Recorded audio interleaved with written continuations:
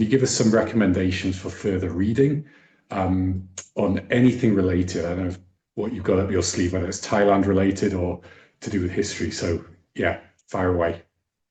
I have a bunch of things I've written out. Well, I'm to start with, I'm a big fan of Italo Calvino, and I really like his approach to writing generally. But one book that really helped me, and I think would help anyone trying to write, coming from a kind of whatever non-writing background, was his 6 Memos for the Next Millennium.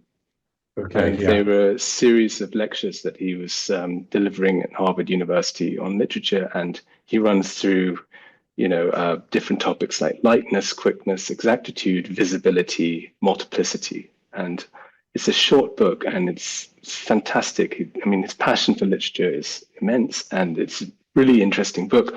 But I used it as a kind of manual for writing, so I recommend it. I also say of his works, everyone should read. I mean, I think in this sort of exotic sphere where I am, but certainly Invisible Cities is a beautiful book. And If on a Winter's Night, Traveller is also a must because it's so playful. So you hear, I mean, I'm not going to try and summarize them, but I recommend those.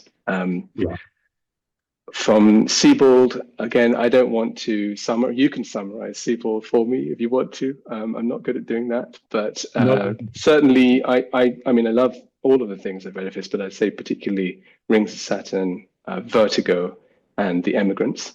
It's a beautiful, melancholic, sentimental journeys with images.